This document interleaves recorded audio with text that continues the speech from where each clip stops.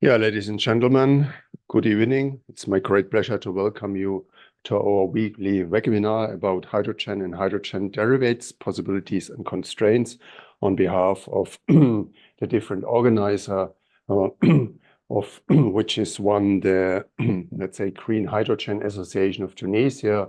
It's the university in Batna, or the Higher School of Renewables and Sustainable Development in Batna. It's the as a German Engineering Association, a chamber here in Hamburg, and of course, the Hamburg University of Technology. With this, I would like to welcome you very warmly to our tonight's webinar, and I can promise you we have very very interesting presentations. After we discussed last week and the week before last week, the derivative ammonia, where we learned that this is already quite developed and there are quite a lot of very positive options that we can transport hydrogen easily as in the form of ammonia, and we also can squeeze out again the hydrogen afterwards, what we learned last week, or we can use it directly as an energy carrier in ammonia-fueled engines. We will tackle this week the question of the transportation and the conversion of hydrogen into methane. Methane has the advantage that this is a molecule which we know very well, which is very well developed because we use quite a lot of natural gas in Europe and in other places. And from that point of view, this might be a very promising route that we can use hydrogen based on methane bound at a green carbon molecule, that we can use this within the energy system. And having said this, I am very happy that I can introduce the first speaker, which is Selina Nies from the German Biomass Research Center in Leipzig, in Saxony, about the thermochemical methanation. She will give us the basics about this. And as you might imagine, when we talk about thermochemical methanation, we also have the possibility to convert hydrogen on a biological way up to methane. And this is what will be given by or presented by Professor Johannes Gescher. He is from Hamburg University of Technology. He will give us an insight into biological methanation, innovative approaches. And last but not least, I'm very happy to introduce Dr. Tilman Schildhauer from Paul Scherrer Institute in Switzerland, because there a lot of different methanation projects are ongoing, which are still alive, and he will give us an update about these different projects. So with this, I am very sure that we will have very nice insights tonight in the different hydrogen methanation options. And with this, I would like to terminate my introduction. Ladies and gentlemen, would like to thank you everybody for being here, especially for the speakers, and would like now pass over to Selina to give her presentation about the thermochemical methanation. So the floor is yours, Selina. We are very much interested in your presentation. So go ahead. Thank you very much. I just started sharing my screen. I hope you can see it. And I'll start my presentation. So I think it should work. Otherwise, let me know. So I'll start with the laser pointer. Yeah, as was introduced just now, I'll talk about the basics of thermochemical methanation, as maybe most of you are maybe experts on hydrogen. So I'll give you some insights in methanation. I'll start with the basics, what methanation is, how we operate the methanation, and why we need methane. And afterwards, I'll give you some insights into our project Pilot SPG, where we use residual and waste materials for biofuel production, and the fuel that we use is methane. And of course, we use a catalytic methanation in our pilot plant that we built in this project. So first of all, I would like to start with some fun facts on the thermocatalytic methanation. So first fact is the methanation was discovered in the beginning of the 20th century by the two scientists Sabatier and Zenderens. So this is a well-known reaction, and research has been performed on thermocatalytic methanation for more than 100 years. Fun fact number 2, there was even a Nobel Prize that was won by Sabatier in 1912.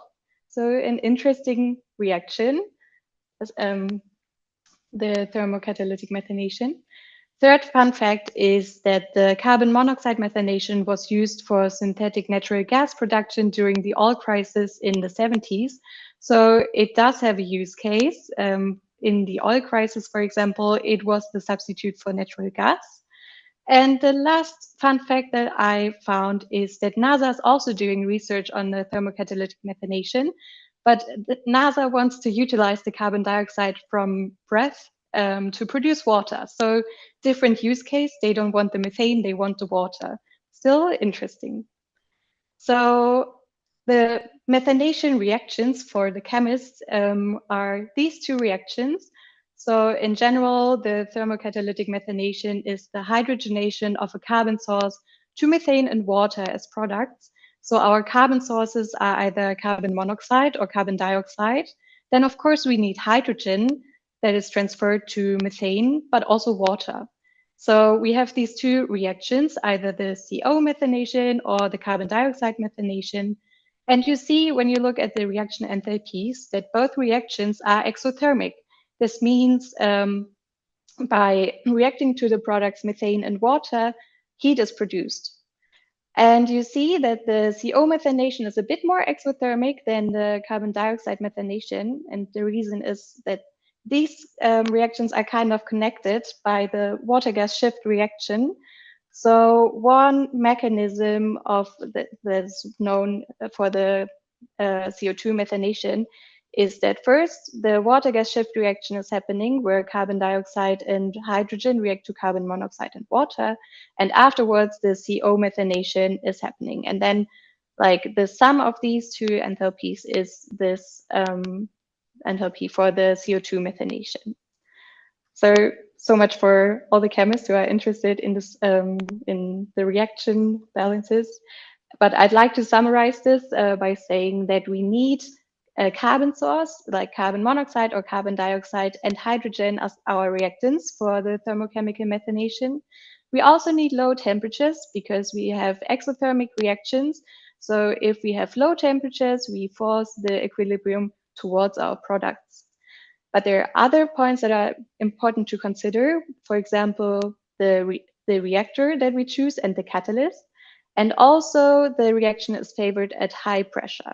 So for these 3 points, I would like to give you some more insights in the following slides, starting with the temperature requirements.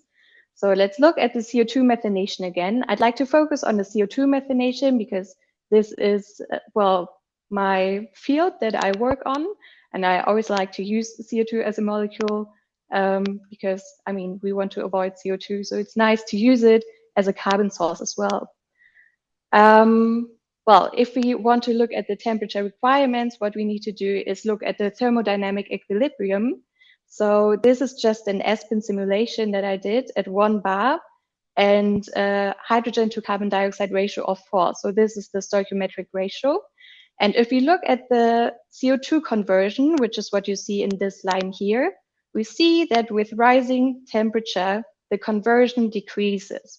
So of course, we want to have high conversion, which would mean that we need to work at low temperature, as I already said.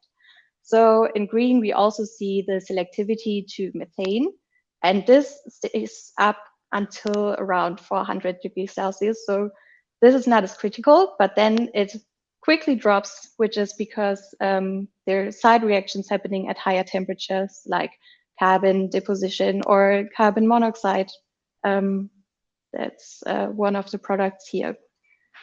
Well, as I said, it would be nice to work at these low temperatures, but the thing is that we work with a really stable molecule, the carbon dioxide, and it needs some kind of activation energy. So we do need the higher temperatures for the reaction, in fact.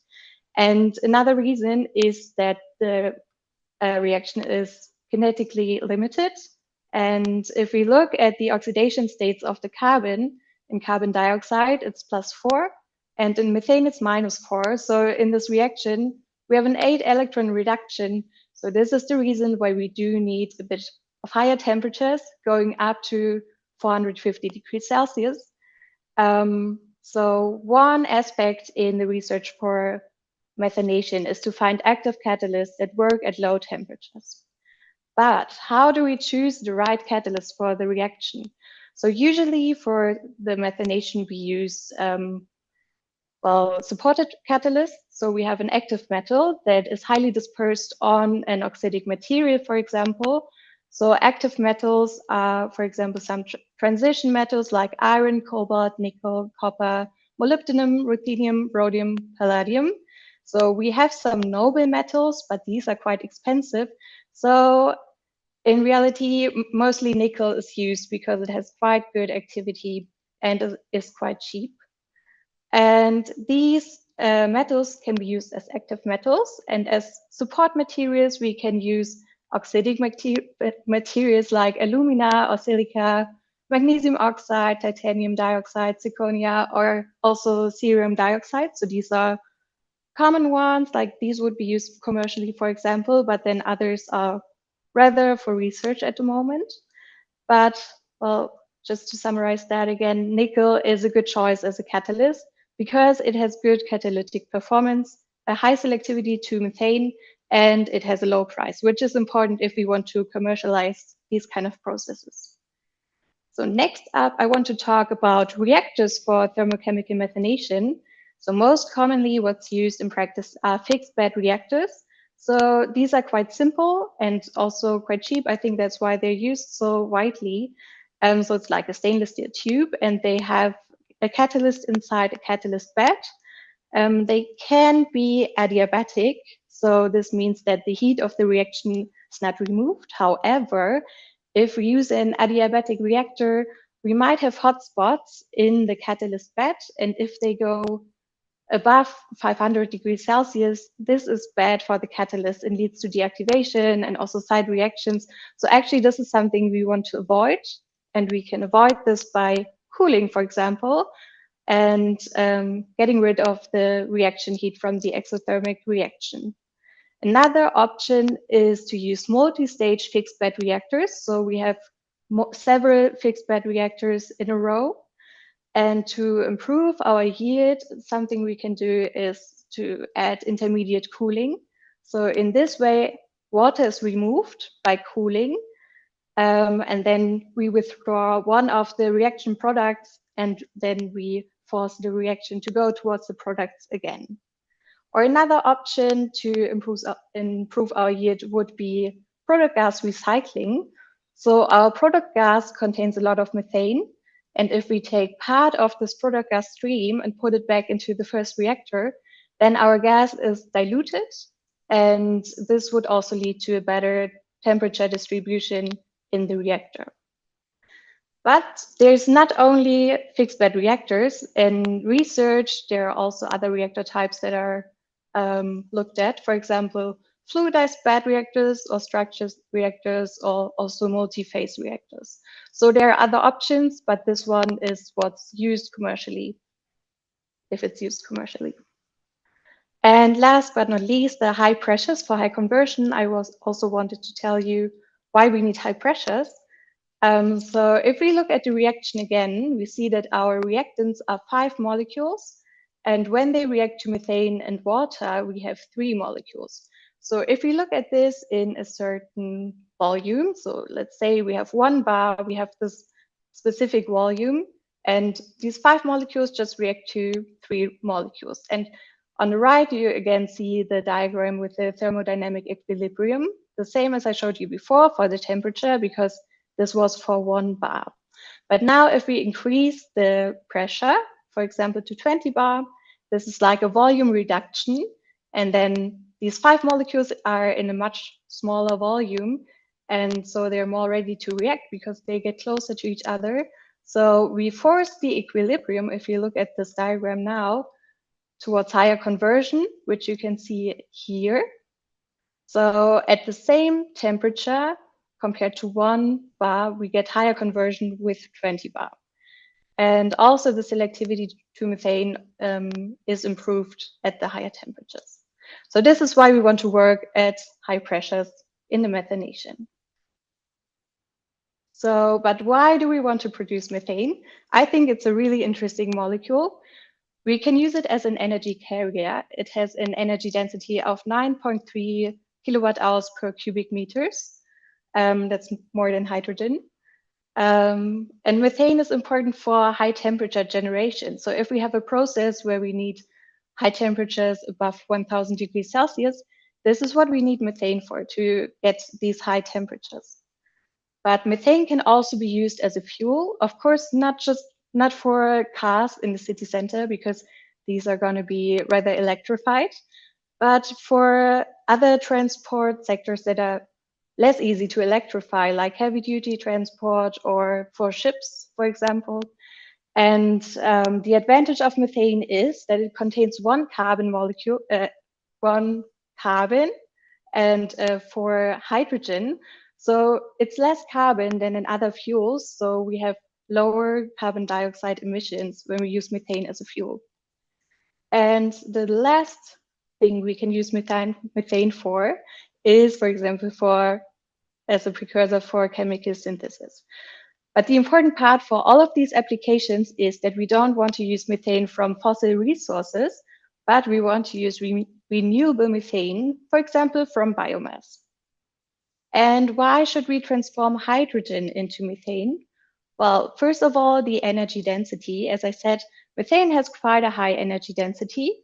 The energy density of hydrogen is 2.8 kilowatt hours per cubic meters. So the one of methane is threefold higher. And methane is kind of a hydrogen carrier. So they're like two hydrogen molecules in one methane molecule, but still we have a much higher energy in the same volume as in hydrogen. And the second important point is the infrastructure. So for methane, we already have a distribution network. In Germany, it's quite large, for example, it's 530,000 kilometers. For hydrogen, it's also planned, but it will take some time until it's developed. So there's no nationwide infrastructure of its own yet. But actually, it's theoretically possible to add 10% hydrogen to the gas grid, but it's not really done so far, because to get the hydrogen out of the gas grid again, it takes up energy to do that. So I think these are some advantages of methane. We have these use cases and we have the infrastructure and of course the high energy density. So to me, it would also make sense to use hydrogen to make methane. So one example to produce renewable methane is the project I work for currently. It's called Pilot SBG, as you see up here. And as I mentioned earlier, in this project, we use residual and waste materials for the biofuel production. So our fuel is methane. And for this project, we built a pilot plant. And in this pilot plant, we have these four main processes that you see here. And I quickly run you through these processes. So of course, first of all, we have to collect the biomass that we want. We have two different scenarios that we look at in a project. So one is the agrarian scenario where we use straw and we use cattle manure. And then the other scenario is with urban biomasses where we use bio-waste and also green cuttings. So this biomass is then pre-treated and anaerobically digested. So our products after the anaerobic digestion are biogas and also the solid residue, the digestate. So as this is planned to be a little biorefinery, we want to use as much from the biomass as possible. So we use the digestate and treat it to become new product, like a fertilizer and also processed water. So we get water that we can use in other processes again in this biorefinery. Then another special process in this biorefinery is the hydrothermal treatment. So this can be used as a pre-treatment for the biomass to increase the methane output of the biogas. And it's also used to put or to make the digestate into an HTP coal. But what I do in this project is I work with the biogas from the anaerobic digestion. And the biogas is quite special. So in biogas, there's methane and there's also carbon dioxide, but there are also a lot of different traces in biogas. So these may contain catalyst poisons like hydrogen sulfide or other sulfur-containing molecules. It may contain ammonia, it may contain siloxanes, and these are molecules that we need to remove if we want to use the gas in a catalytic process. So after removal, we can do the catalytic methanation by adding hydrogen. And this is how we get the renewable methane. And well, in the project, we have this module for the whole methanation process. And it's like, there are two different parts in this module. So the first one are really big adsorption units to get rid of all these catalyst poisons in the biogas. So usually here we have activated carbon or metal oxide adsorbents. And then after the biogas is cleaned in this adsorption unit, it goes into the methanation reactor. And here we don't separate the methane and carbon dioxide. We can use the whole cleaned biogas. It's important to remove the catalyst poisons, but afterwards we can use methane and carbon dioxide together. It's like this concept with the different reactors in a row where we recycle the product gas. So actually the methane improves the temperature distribution because it kind of dilutes the inlet gas. So some small insights into my project work. So for the adsorbents, I did some breakthrough tests in the lab. So here I wanted to find out how long it takes with different adsorbents until 50 ppm of hydrogen sulfide are detected in a product gas. So actually the adsorbents would adsorb all of the hydrogen sulfide until they are full, their capacity is reached, then they would leak hydrogen sulfide. So this is what I wanted to find out. And my setup was a fixed bed reactor. And I had biogas that was mixed in a gas mixing station in my lab. And here I used 2000 ppm of parts per million of hydrogen sulfide. This is quite a big number for biogas, but this was supposed to be a stress test for the materials that I investigated here. And well, I looked at metal oxides and activated carbons and wanted to find out how long they cleaned the biogas. So we can have a quick look at the results. With the experimental results, I could calculate adsorption capacities. So this is the amount of hydrogen sulfide a specific amount of adsorbent could take up. And we see in general, so these green ones are metal oxides. Here we have doped activated carbons in the light blue, and the dark blue are impregnated activated carbons. And in general, we see that we have higher hydrogen sulfide uptakes with activated carbons compared to the two metal oxides. And we have one activated carbon that performed the best among the ones I tested. But there was also one activated carbon impregnated with potassium iodide, which was not suitable for our process. Maybe there was not enough water or it didn't like the gas we gave it. So moving on to the catalyst, here I did some small scale testing again before moving on to the pilot plant to the pilot plant parameters. So the main difference between the small scale and large scale is the volume of the reactor, also the maximum pressure of the plant. And also in the lab scale, I can only mix my gas, while in the pilot plant, we can use real biogas from the anaerobic digestion. And here are three factors that I wanted to change and find out what the best combination of these three factors is for the pilot plant. So these are temperature, the gas hourly space velocity, and the hydrogen to carbon dioxide ratio. So this is like my experimental space, and I wanted to find the best combination of these three parameters within this cube. So looking at the results, we see in the diagram the product gas of the best combination of temperature, gas hourly space velocity, and the hydrogen to carbon dioxide ratio. So in green is the methane content in the product gas, blue is hydrogen, and gray is the carbon dioxide.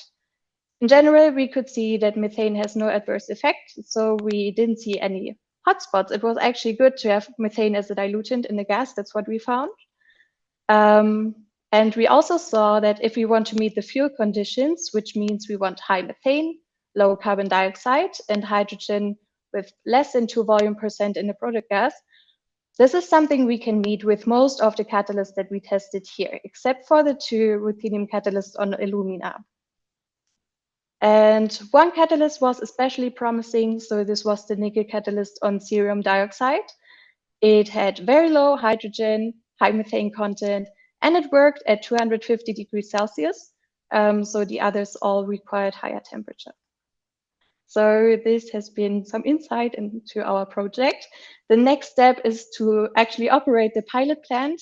So this is something we're doing now, and this is something we will do in the future. If you're interested, we're open for visitors. So if you're interested to visit the pilot plant, you can let us know. And if you have any questions, also let me know. I'd like to answer them. Thank you very much. Yes, Elina, thank you very much for this very nice and very interesting presentation. Yeah, so I was not aware that you are going so much into hardware and building up such a demonstration plan. So then we will see what are the results and what is the outcome of this activities. Thank you very much for that, and we will come back in our final round discussion to some of the aspects. But for the time being, thank you very much for giving us these insights. And after we have now gotten a clue about a thermochemical route to convert, let's say, carbons or CO2 plus H2 to CH4, I already said that there's also a biological route. And from this point of view, it's my great pleasure to ask Johannes Gescher, being a professor and dealing with aspects like biological systems for methanation, to give us an insight into the different routes, into different possibilities, and maybe also into the constraints, because I understood that typically, let's say, thermochemical processes, like Selina showed it to us, are very fast. Yeah, the higher the temperature, typically the faster the process is. And when we talk about biological processes, I mean, then it's typically maybe not so fast, and this might be a challenge. So, Johannes, the floor is yours, and we are very much interested in your presentation.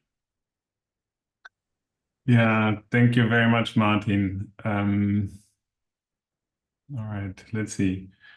I guess you should see the presentation now.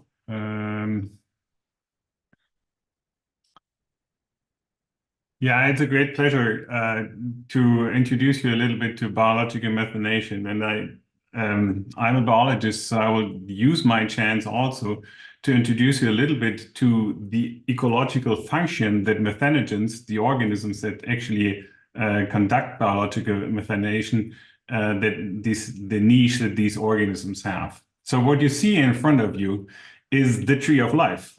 This is basically a representation of all organisms that we know on our planet. And all these organisms are distributed in 3 kingdoms. We have the bacteria, which is by far the kingdom with the greatest diversity. And then we have these few little sites here, which are the eukaryotes, the kingdom to which we actually belong to. And then we have another kingdom, which is called archaea. And within the archaea, there are a few organisms, a few phyla of organisms that can actually catalyze biological methanation. So it's not a lot. It's organisms that are really specialized to do this. And on this image on the right-hand side, you see an example. This is Mesanothercina, and these are clusters of cells. And every one of these cells is roughly a micrometer in size. So these microorganisms are rather small. And like all biological systems, these microorganisms have to obey biological thermodynamics. So these organisms, they use either chemical energy or light energy as their energy source. And to actually do something, to grow, to thrive, to synthesize material, or to move, the organisms have to convert this external energy into an internal energy currency. And this internal energy currency is called adenosine triphosphate. So this is the currency, this is the fuel that actually drives the cells. With this fuel, the organisms can do biosynthesis. And they produce this ATP in processes that we call, that we subsume under the word catabolism. Delta G values are negative, and the efficiency is roughly 60%. So all cells actually thrive to produce as much ATP as possible. And ATP has so much energy because it contains these 3 phosphate groups directly adjacent to each other, and they all are negatively charged. And the release of one of these phosphate groups is then accompanied by a release of energy that can be used by the organisms. So, and in the end, if an organism would like to produce ATP from adenosine diphosphate and phosphate, under standard state condition, the organism would need a minimum of 32 kilojoules per mole ATP produced. But if we account for the actual concentrations of the reactants in the cell, it's 50 kilojoules per mole. And if we then also consider that the efficiency is roughly 60%, then the cell actually needs 80 kilojoules per mole in one way or the other in order to thrive. And there are actually 2 concepts with which organisms on our planet produce this ATP. And there's a concept of fermentation, and there's a concept of respiration, and both concepts, like in nature, are actually intertwined. So the concept of fermentation, you actually all know. I believe that you had yogurt, maybe not daily, but you know what yogurt is, and you know what alcoholic beverages are, and so on and so forth. And all these products are based on the concept of fermentation. So in fermentation, organisms use a carbon source, as for instance, glucose, and they convert it to metabolic end products that are then exported into the medium, as for instance, lactate or ethanol or butyrate or butanol, and so on and so forth. So and the concept is that within the conversion of glucose to this fermentation end product, there are a couple of steps that come with so much energy that in one step, one ATP can be produced. And in this case of lactic acid fermentation, there are actually 2 reactions on the way from glucose to lactate that come with so much energy that an ATP can be produced. So there is a limitation to these fermentative organisms, and that is that they don't have an external electron acceptor as we, for instance, have. And I will talk about this concept of respiration in a minute.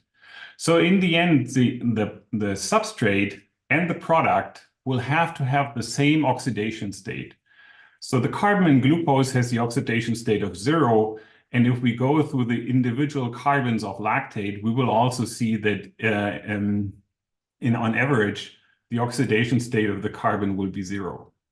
So in fermentation, substrate and product come with the same oxidation state, and there are reactions that are accompanied to the release of so much energy that one ATP can be produced.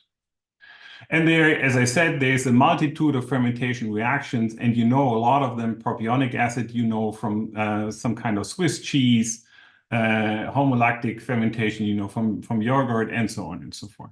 It's all the same concept in the end.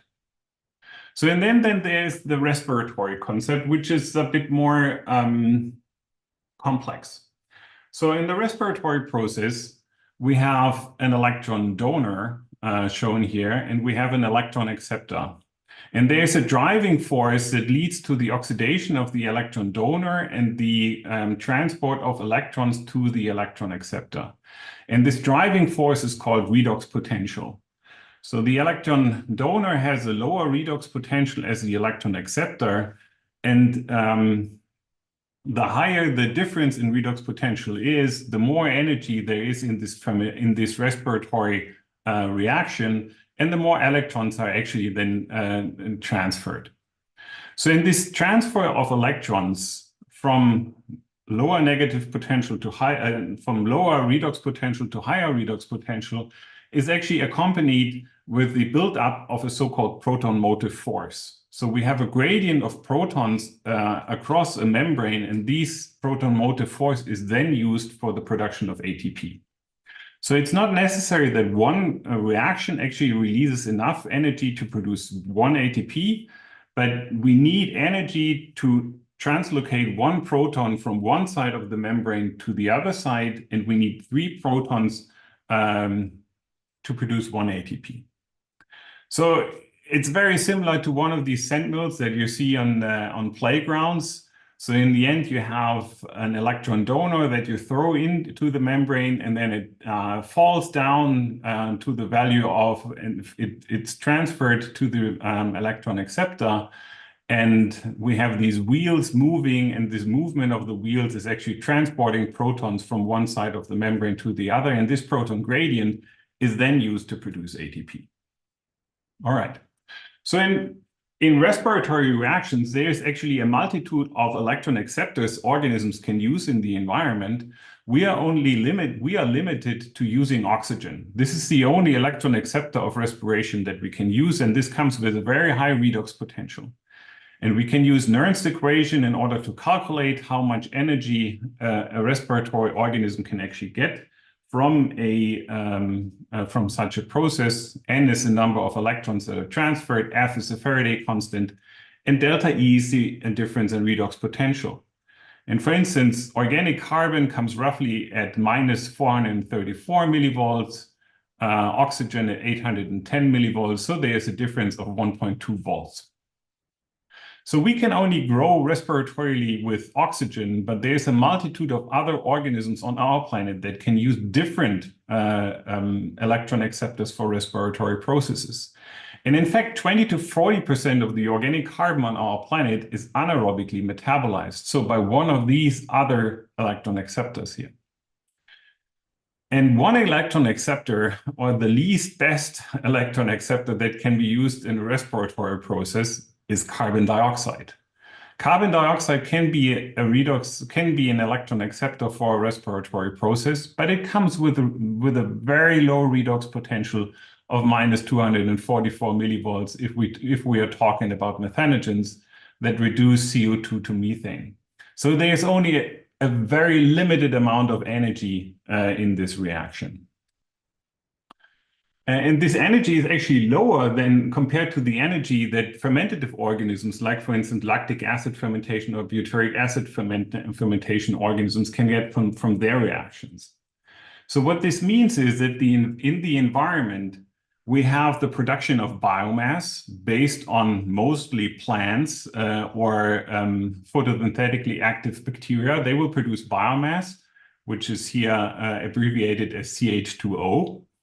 And this biomass is either then converted under oxic conditions back to CO2, and then we have here this circle, or part of the biomass actually gets into environmental niches that are anoxic. No oxygen is present.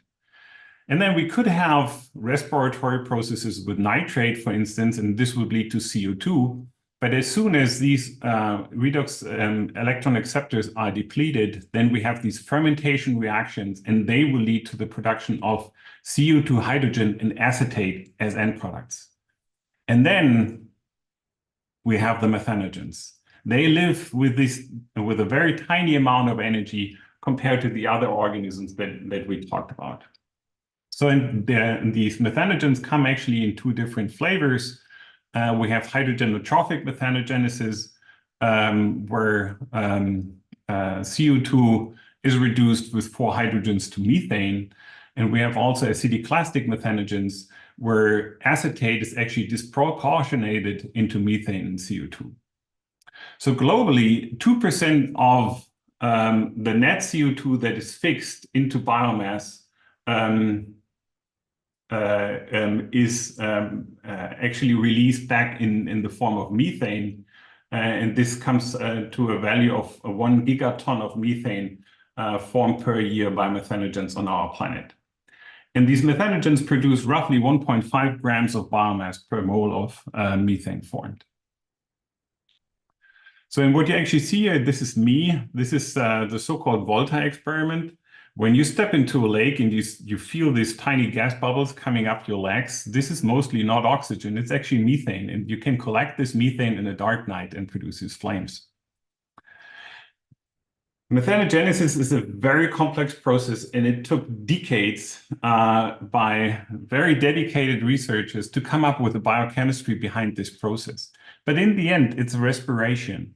We have CO2 as electron acceptor, we have hydrogen as electron donor, and the CO2 is reduced stepwise from formyl to methylene to methyl group until we have, in the end, the release of methane.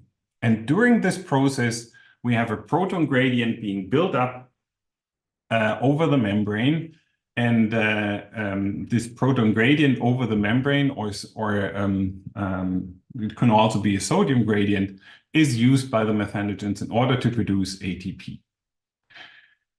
Methanogens are actually their champions with regard to the use of the tiniest amounts of energy available in the environment. So if we look at the equilibrium of the reaction that methanogens are conducting, we see that the minimum concentration of hydrogen we would need in order to get to equilibrium is 0.1 Pascal. However, the organisms have to produce ATP, so the reaction has to become exergonic. And when we connect this reaction to the production of ATP for the organisms, we see that they need a minimum of between 1 to 10 pascals of hydrogen, which is a tiny amount. And with these very little amounts of energy, they can actually thrive. We see methanogenesis in the environment from temperatures down to 4 degrees Celsius to up to 112 degrees Celsius. And methanogenesis is, of course, the last step in biogas plants. So biogas plants are basically mimicking the outside world. So we throw in biomass, we have the production of biomass outside, we throw in the biomass, and then this biomass is first fermented because there is no other electron acceptor in the system down to alcohols, fatty acids. Then we have acetate, hydrogen, and CO2. And in the end, we have the methanogenesis producing methane and CO2 from these compounds here. If we again look at the formula of biomass, CH2O n times, we see that the carbon comes at the oxidation state of 0. So if we throw into these reactors biomass, which comes at an oxidation state of 0, which is very often the case, and we would like to reduce this carbon here down to methane, we see that we need 4 electrons per carbon to come from biomass carbon down to methane carbon. And at the same time, when we have to get these electrons from somewhere, and in these biogas plants, there's no other electron donor. So the electrons for this process also have to come from biomass. So we have the oxidation of these of a part of the biomass to CO2, which delivers the electrons. And if biomass carbon is oxidized to CO2, there's a release of 4 electrons, which are needed in order to reduce biomass carbon to methane. So this means in the end, we cannot produce much more methane than 50% from typical biomass. And the other 50% that will come out of a biogas plant will be CO2. Nevertheless, it's rather pure CO2. And the question is whether there are technologies that we could use in order to also use this CO2 as a source for methane production. And there are actually reactor concepts for biogas upgrading. And I show here 2 typical reactor concepts that have established in the last years. And this is a trickle bed reactor that you see on the left-hand side, where we actually have liquid medium being trickled over a substratum, which is in the middle of the reactor. And we have the gas mixture blown in from the bottom. And if this gas mixture is biogas and we add hydrogen, then we can actually end up with a methane content of up to 100% at the top of the reactor. So in these trickle bed reactors, we have a very kind of a cheap material, which we call substratum. And on this substratum, a biofilm of methanogens is formed and is conducting the reaction. And this trickle bed reactor actually comes with a very limited amount of energy that we have to put in the system in order to drive it. The trickle bed reactor and the biofilm also is a way to deal with the very low solubility of hydrogen in water, which is about 0.8 millimolar. So it's a lot of energy that we would need if we work with stirred tank reactors in order to bring enough hydrogen into solubility in a liquid medium. And in these trickle bed reactors, we do not have to face this problem.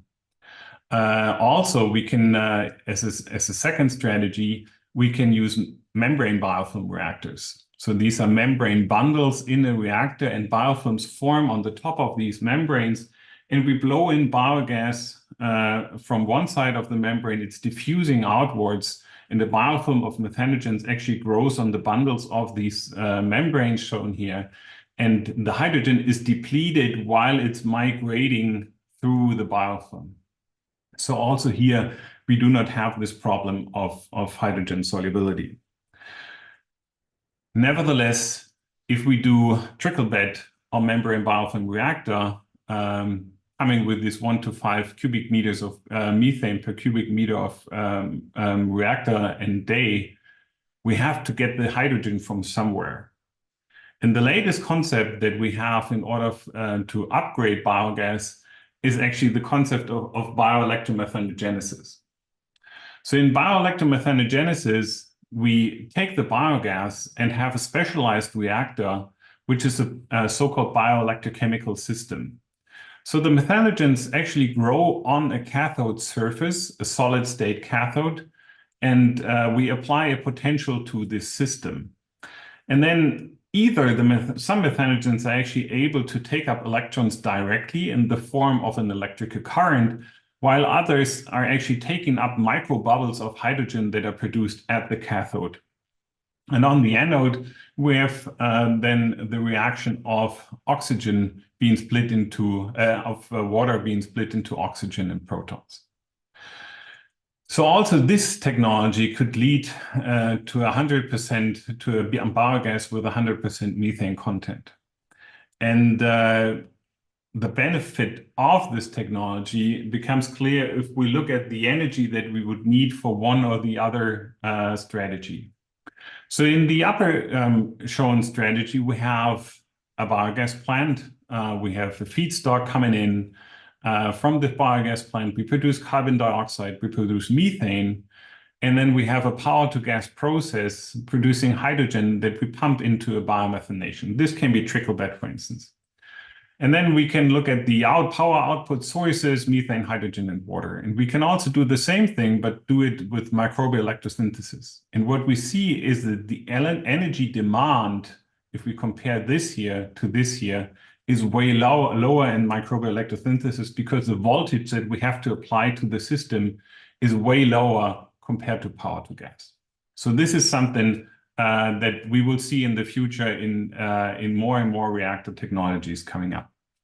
So and with this, Martin, I would like to thank you again for inviting me, and I thank you for your attention. Yeah, Johannes, thank you very much for this very nice and very interesting presentation.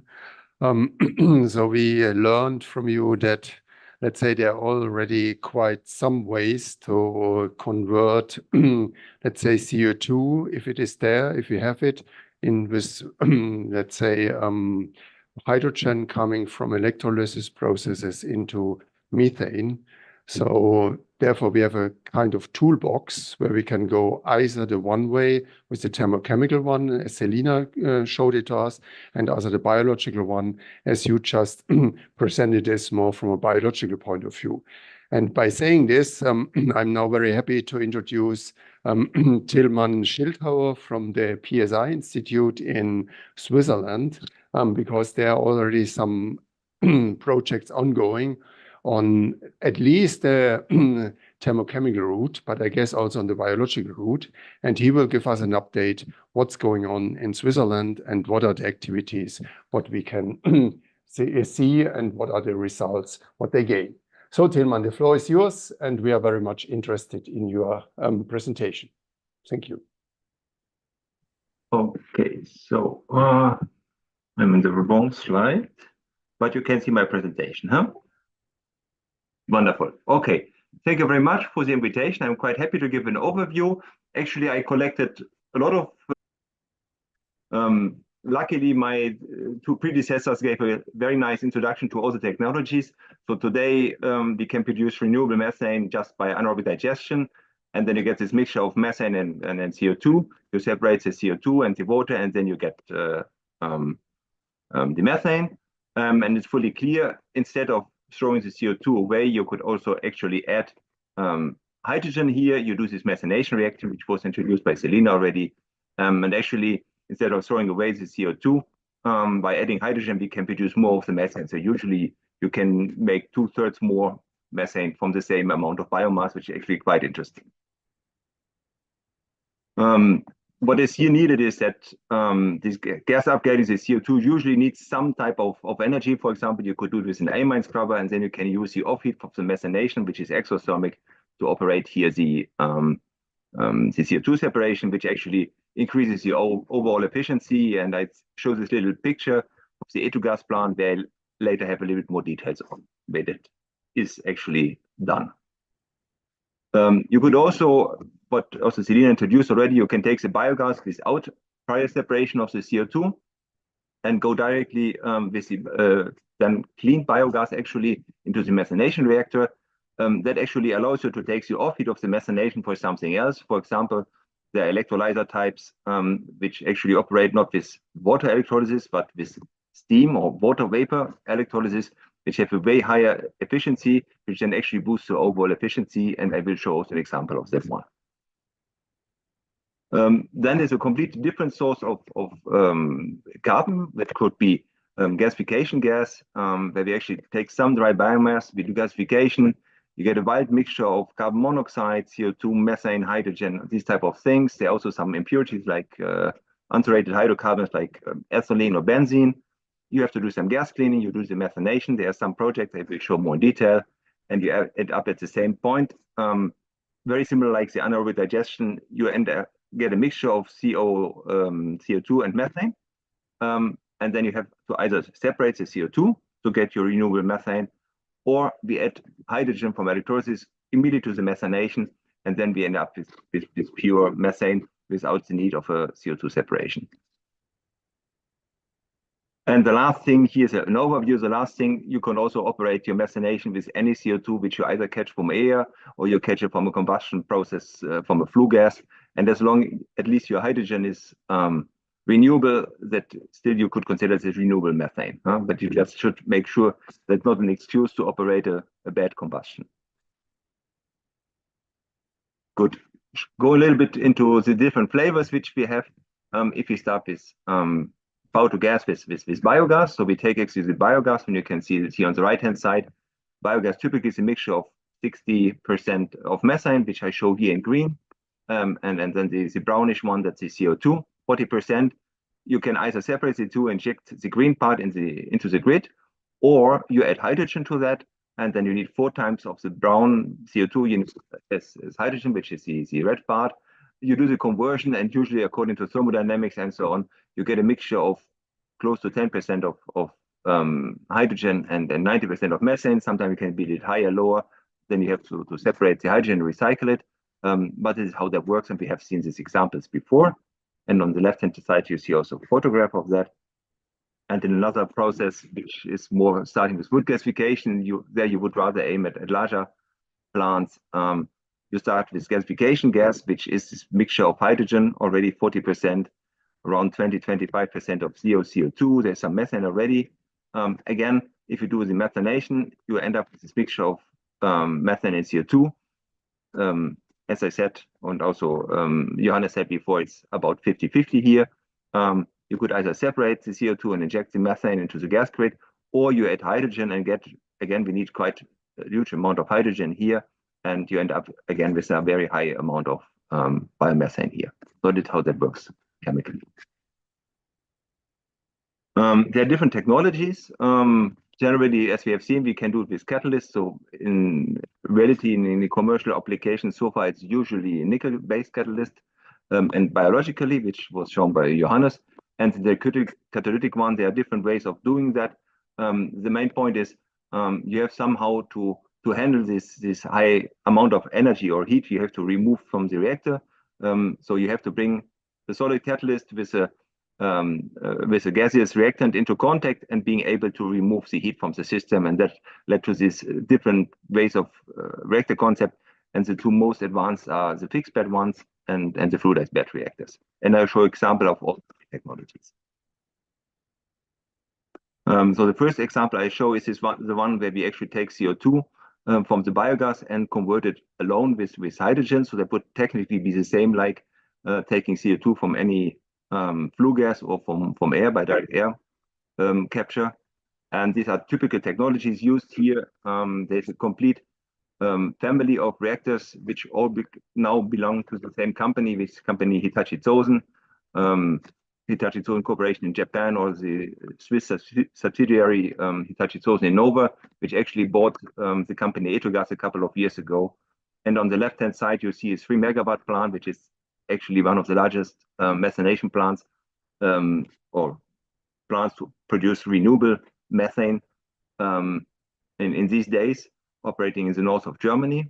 And then we have a couple of Japanese projects, of which one has been also realized in the south of Austria, in Styria, in Gabersdorf.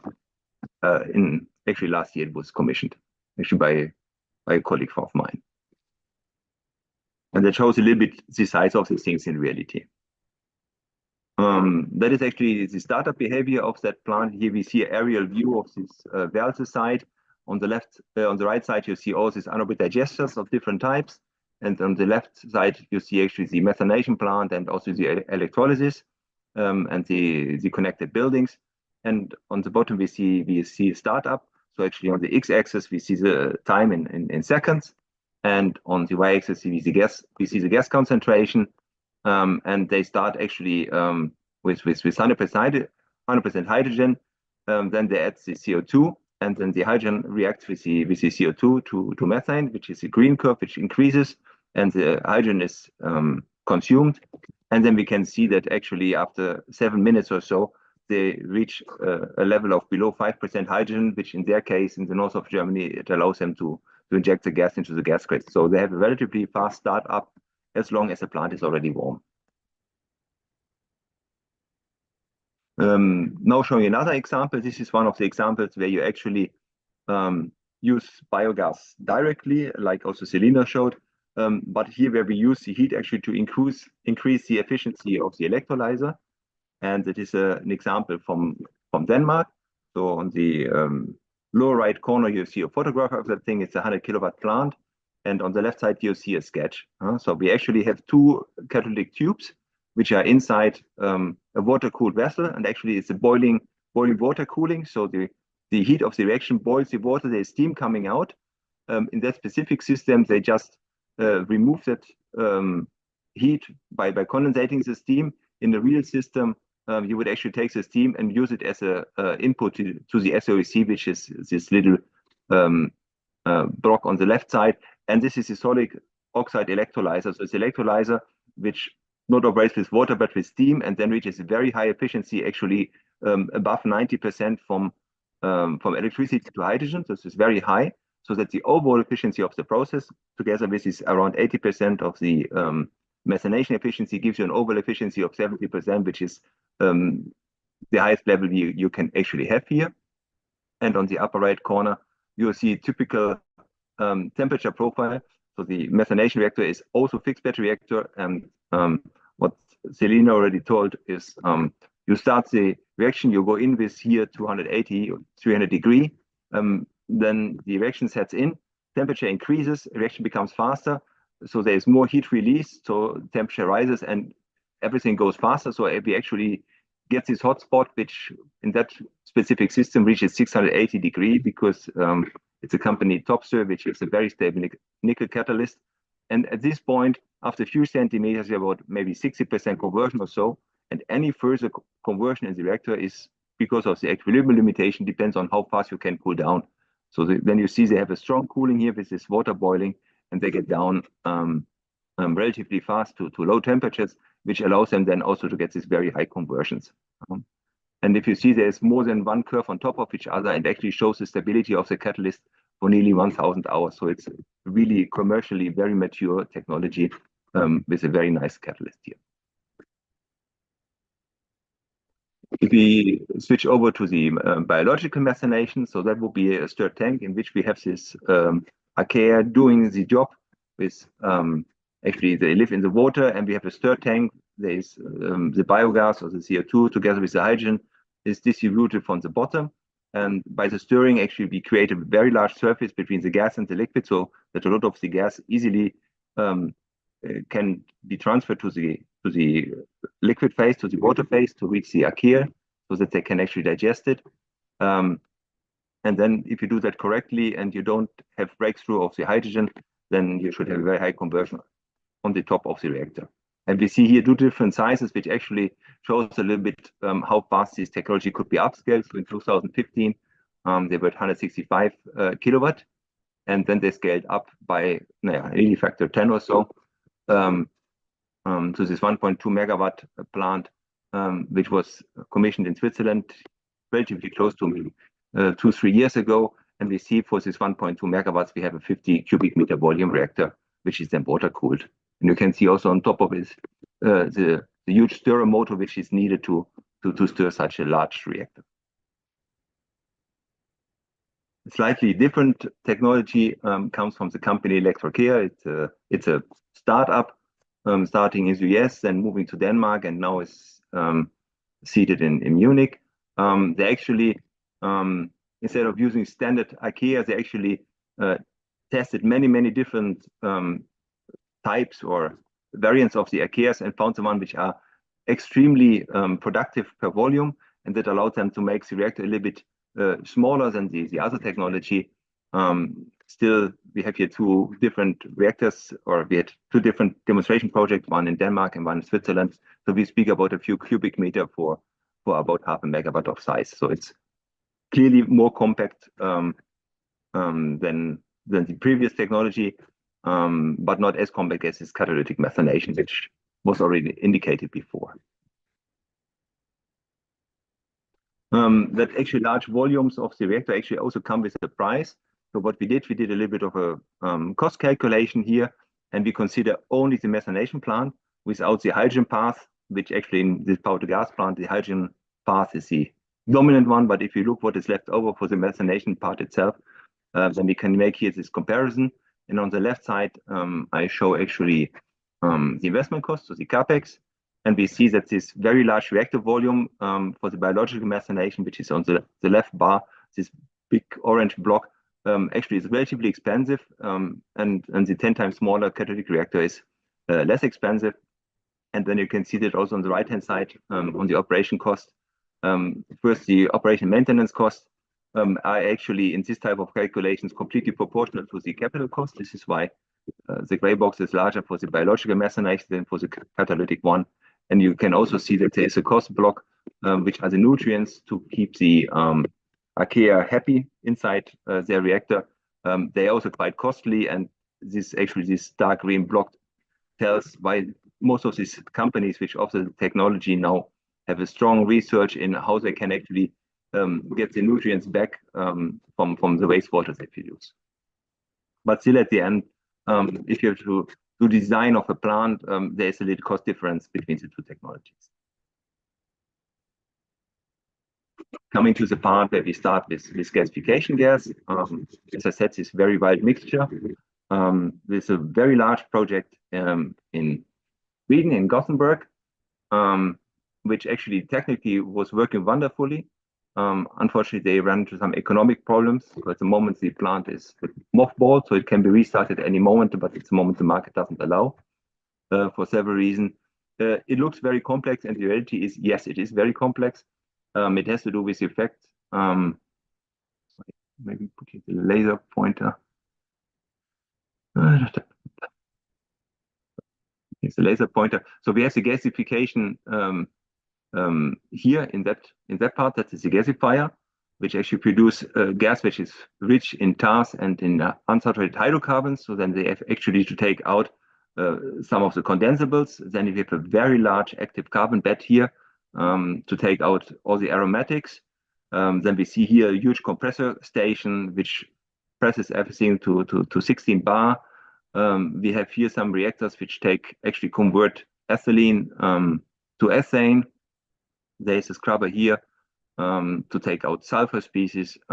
We have here another nickel-based reactor which converts part of the CO2 and CO already to methane. We have a CO2 scrubber here, more methanation steps. So it's relatively complex, but technically it worked. Here this 20 megawatt plant, which looks quite large. In reality, in Scandinavia, because of the favorable wood logistics up there, they were aiming at a 100 megawatt plant originally. So that was actually only meant as a pilot plant to later build a commercial scale 100 megawatt plant. For more, if you're a little bit more far away from coast, then 20 megawatt most probably already is a commercial size based on wood, just from the availability of dry biomass. There was another project where we were involved in Austria, so far away from any harbor, so which could give us a lot of wood. So there was actually 1 megawatt plant. So we have wood gasifier here. That is the methanation plant with the gas cleaning. So that is the wood which we would use. You get this wild gas mixture, as I mentioned. There's a lot of be done on the gas cleaning and conditioning. And then in the fluidized bed reactor, the actually catalyst particles are moved and allow for isothermal reaction. You have all kinds of reactions going on where these unsaturated hydrocarbons actually converted to methane. And this is CO methanation and the reverse water gas shift, and then allowed to produce this methane.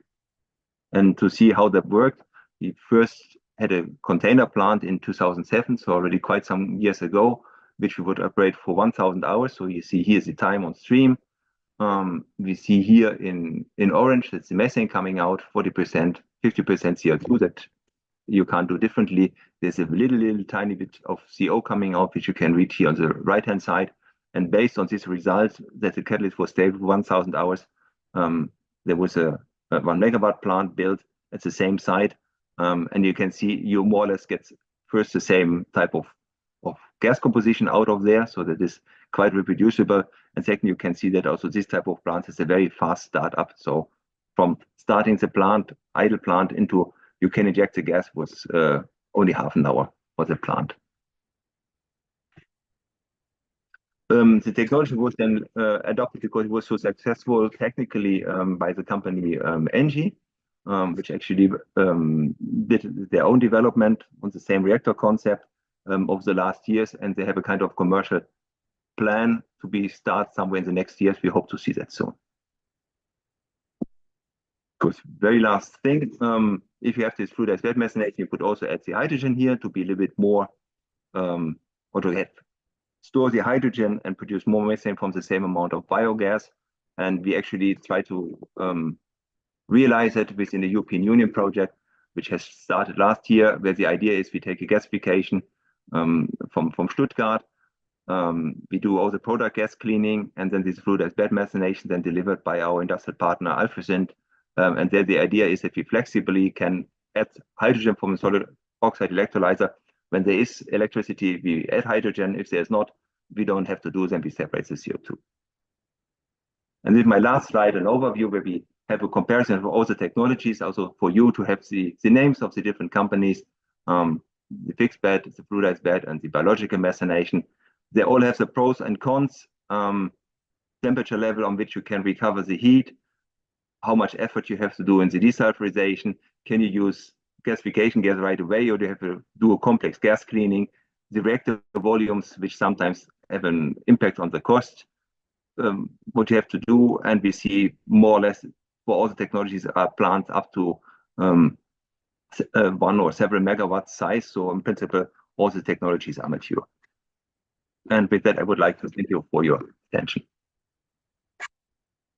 Yeah, Tilman, thank you very much for this very nice overview, especially for the last graphic, which has been quite interesting. So maybe, let's say the other two speakers might show up, and maybe you can close the screen sharing.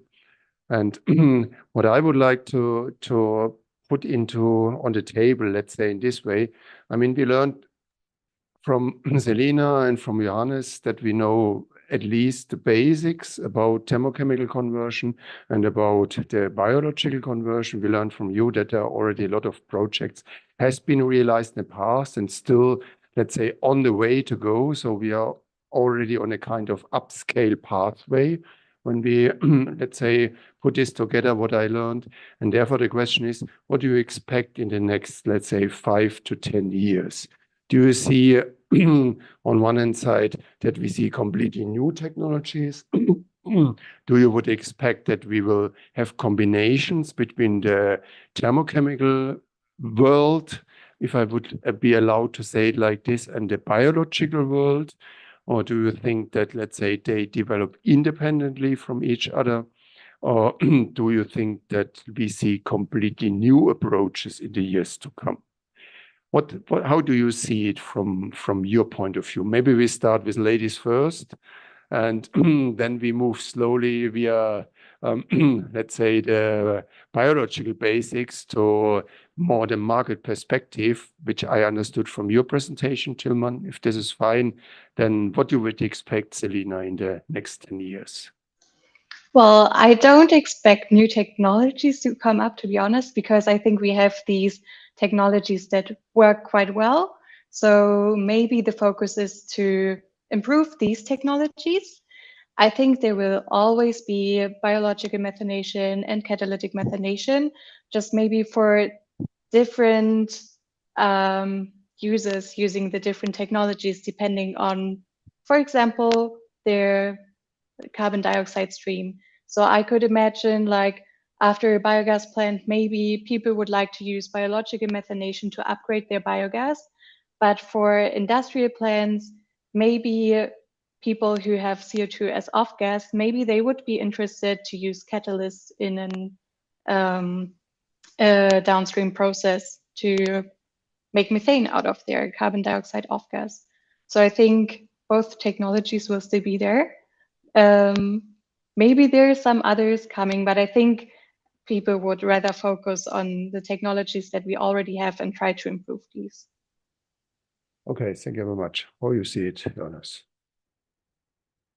Well, in the end, so biological methanation, there's we know the organisms, we know now pretty much the biology, and there's also, they are so specialized that we cannot really make the biological catalysts more efficient.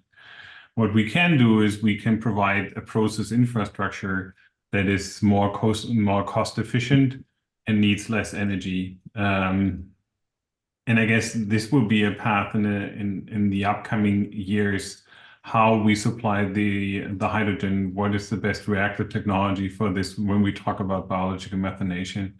And well, yes, I'm in the field, but I find this concept very appealing, that we in situ produce the hydrogen and then have the direct methanation on top of the cathode that produces the hydrogen. And we will see if this proves to be a robust technology in the future. Okay, so you would expect that from your point of view, and please correct me if I get it wrong, that you would see that still we will see it, but we will have to solve the technological challenges to build an environment that your microbes feel well and feel like being on holiday to be very productive, right? Well, sometimes you have to stress them for them to be productive. Yeah, but yes. Okay, well, it's a little bit like with students, you know, sometimes you have to stress them to, let's say, motivate them to be productive. Okay, anyway, now, okay, I get it. And I guess all the rest get it. Tilman, how you see it from the development of the different projects? I mean, I understood that the last 10, 15 years you have been heavily involved in different projects. Where do you see the developments and where do you see the future in these technologies? Do you think we will come more to integrated approaches, or do you think there are two pathways which will stay, let's say, beside each other? How do you see the world in this respect?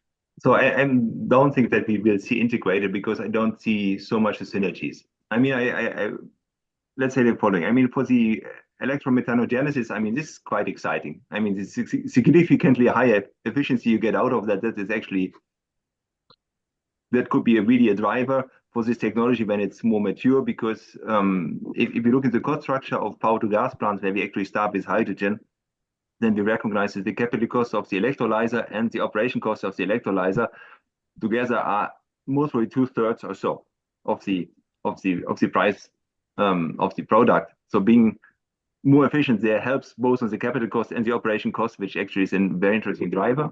And I think we will see that especially in places where the electricity prices are low and there's also enough water. So I give you an example. I didn't show a slide on that because there's not much information around, but I found in the newspapers that in Denmark they opened a 5 megawatt biological methanation in the south of Denmark, which is then one of the largest methanation plants at all, which clearly shows if you already have a biogas plant and you have the people which are used to that, then biological methanation is maybe closer to their heart than a catalytic one, where people are not so used and you need maybe of people with a different skill. On the other hand, it's important to understand whether you need heat, or which type of heat you need. If you go by biological methanation, then you retract the heat at 65 degree, 50 degree, which is good for house heating, but not for high temperature processes.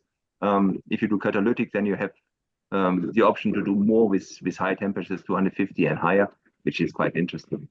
What we also see a lot is that because at the moment, also due to the war in Ukraine, electricity prices are high. It's the same moment when the gas prices are high, which means there's an economic burden for any power to gas process. So most people at the moment looking into renewable methane projects look into biomass gasification because you don't need hydrogen. Additionally, you can produce the hydrogen internally from the gasification. So I think we will see a complete generation of projects which are based on gasification, but have the option to add hydrogen if you have it. I think that will be both technologies in parallel.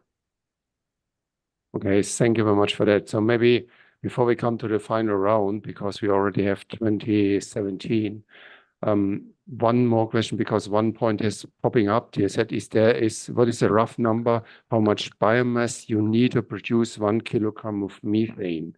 And if you compare both from the biological route and from the thermochemical route, to which result you would come? Is this something which come out of your last slide, Tilman, or is this something else?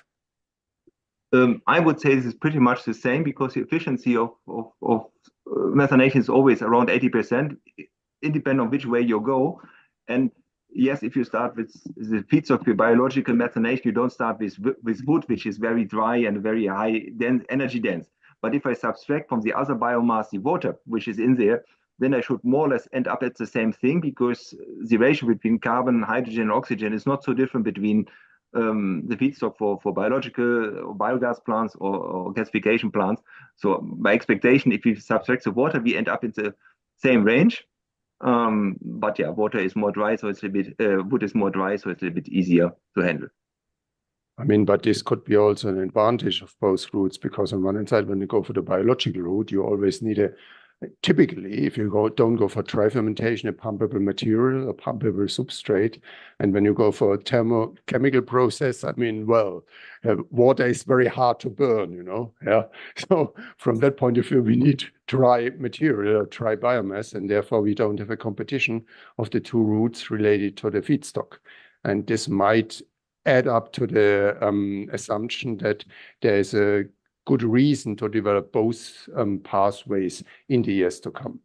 And with this, I would like to come to a, let's say, kind of final round to bring this option to come up with methane based on hydrogen coming from electrolysis closer to the market. What do you think is needed in the next, let's say, 5 to 10 years? That this option can contribute substantially to cover our gas demand or cover our energy demand in the years to come. So maybe we can start with you, Selina, then we go to Johannes, and then finally to Tilman, which might give us also a little bit of perspective from Switzerland.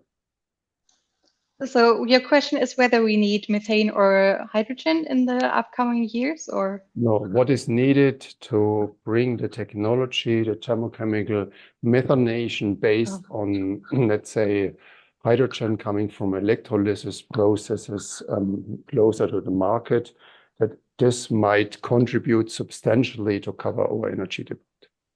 Okay, I think we would need some support from politics probably to support projects, to support startups, to develop these processes, because I think most of the time money is lacking to start such a big project. So I think this would be the support that's needed.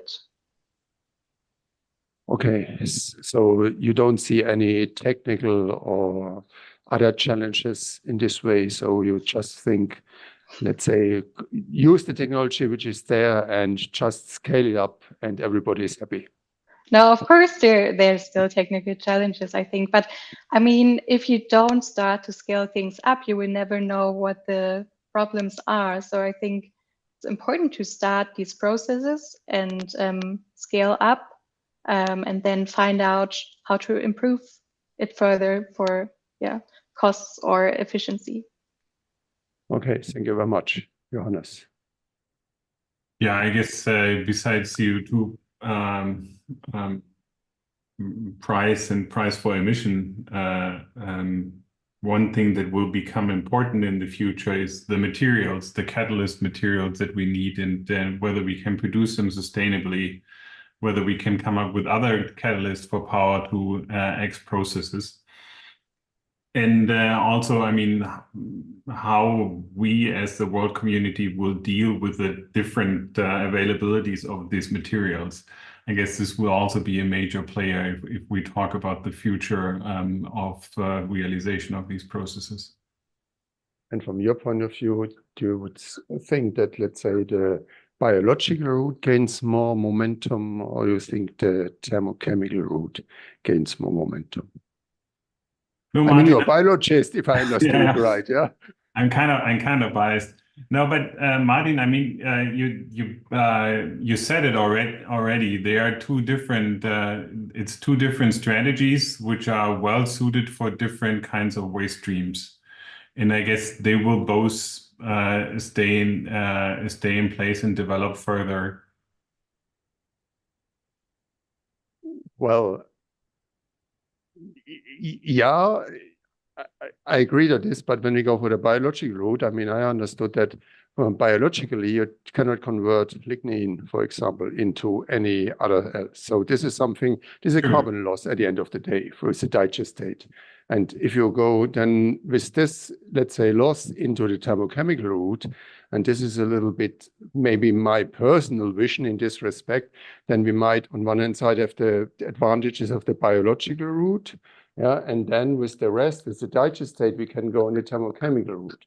And then we can, let's say, use a higher share of the carbon, which is inside a biomass. But this is maybe only the, let's say, view from, let's say, my point of view. And that's the reason that, I mean, Selina doesn't mention it, you doesn't mention it. So maybe it's also something which is not the way to go forward. Or maybe... Yeah. I mean, with regards to the lignin, I mean, we also have to, I mean, one thing is, of course, we can always do pyrolysis with everything, and then we end up with a gas stream. But the other route would be to see it as a biorefinery. And the question is, what can we do with lignin? And there's the market for lignin and the potential applications for it is increasing. So I believe that we also will see new concepts with regards to biorefinery options, specifically also with lignin. Good. Okay, last point, Tilman. Yeah, okay. So I jump a little bit back to the very first question. There was what do we need to make it happen? I think to make, so I don't expect any technical issues. As I showed, their plant in large size, there are companies which offer that to the market, so that don't expect here a lot problems. So the question is whether people are first willing to pay more for renewable methane than for fossil one. in Switzerland, it's the case. So we have a market for biomethane, which is actually quite nice. What we then need is actually hydrogen at a sufficiently low price. And what we recognize is if you buy electricity from a hydropower plant, then power to gas plant with electricity from a hydropower plant, which already is depreciated, would be actually economically feasible. But usually there's a gas electricity grid in between, and you have to pay fee for that, for the electricity, which doubles the electricity price. And I can completely see that once in a while somebody has to pay for the electricity grid. But the more we install photovoltaics and wind, the more often we'll run into situations where we have more electricity than we need. Yeah. And then it's very difficult to understand why in such moments we have to pay with the power to gas plant for the grid use fee. So if we, at least for these moments when operation of a power to gas plant is actually helpful for the electricity grid to stabilize it, we would not have to pay the grid use fee. Then, at least in Switzerland, at many, especially wastewater treatment plants, that would be economically feasible already more or less now. So it's not about subsidies, it's about putting boundary conditions into a fair one. That would be a first starting point.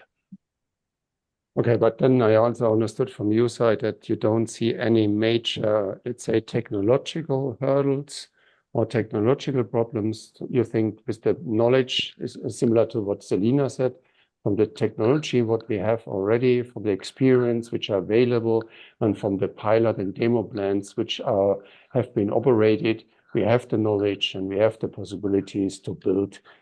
If the economic frame conditions would fit, we are able to, let's say, build commercial plants. Is this the message? Yeah, and I would slightly be putting more to the point. If we don't build them in the next 20 years, then the know-how will be gone. Okay. So then, well, then at least we understood now which possibilities do we have when we talk about, let's say, thermochemical methanation and when we talk about biologic methanation. And we learned that there are a lot of projects ongoing and that we have a lot of activities. And so we can very much, let's say, be excited in the years to come that we will see new activities and we will see more results from the ongoing projects. With this, I would like to thank the presenters very much. So first of all, Selina Nies from the German Biomass Research Center, then Johannes Gescher from Hamburg University of Technology, and last but not least, to Tilman Schildhauer from PSI in Switzerland. And so I think we have heard very interesting and very well-developed presentations. And with this, thank you very much. Before I terminate this webinar for tonight, I just would like to mention next week, same place, same time. We will have first the presentation about LNG, methane liquefaction and regasification. And then we will have a presentation about large-scale transportation of LNG materials and concepts. Because this would be then the option that we transport hydrogen as liquefied synthetic natural gas, and therefore we can base on the technology which is there already for the transportation of liquefied natural gas. And this is what we will tackle next week. With this, I would like to see you again, same place, same time. And I would now like to finalize this presentation. But before I do so, I just would like also to thank my colleagues, which are very much taking care that everything works technologically smooth and that you get the emails and everything works fine. So this is especially true for Wolfgang Tuschewitsky and for Felix Mendler. With this, thank you very much again. I wish everybody a beautiful evening. Enjoy yourself. And I hope truly